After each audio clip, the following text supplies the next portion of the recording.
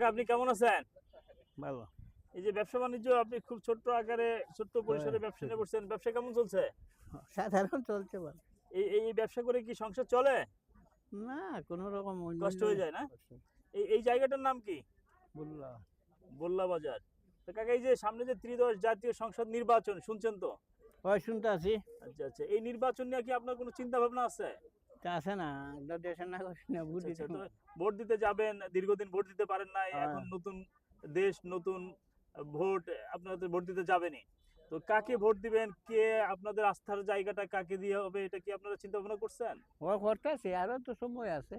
তো এরকম প্রার্থীকে কার কার সঙ্গে আপনার পরিচয় হয়েছে বা কাকে চিনেন? না এই বন্ধুর পরিচয় কেউ সাথে হয়েছে না খালি মোমবাতি মার্কার নাম শুনছেন?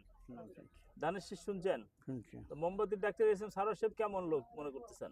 ভালো দিকে তুই দাঁড়াইছে তা ভালো লোক। বিগত ভোট যখন করছে মানুষজন কি এরকম কিছু বলে যে মোমবাতি এটা ভালো প্রতীক? করতেছে না মারতেছে না মোমবাতি কথা মাতে আচ্ছা, তো আপনার চিন্তা ভাবনা কেমন যে একজন কোরআন সুন্নাহর লোক যদি জাতীয় সংসদে যায়, কোরআন সুন্নাহ নিয়ে যদি কথা বলে, তো সেটা কি জাতির জন্য ভালো না? ভালো আপনি কি কিরকম আশা করেন এরকম লোক জাতীয় সংসদে যায়, এটা আশা করেন? আশা করি তো ভালো লোক ভালো লোক হতে হবে। তো এই ভালো লোকগুলোর কিছু আপনার আপনার দাবি কি, মানে তারা জাতীয় সংসদে যায় কি বলবে, আপনি কি কি প্রত্যাশা দেশের করেন? মঙ্গল দেশের মঙ্গল করুক, যাক, এইটাই আপনার চাওয়া পাওয়া। আচ্ছা চাঁদাবাজ না থাক, সন্ত্রাস না থাক। দেশের মঙ্গলই তো আচ্ছা আচ্ছা, চাঁদাবাজ সন্ত্রাস না থাক, দেশের মঙ্গল হোক। যাক, ধন্যবাদ কাকা আপনাকে।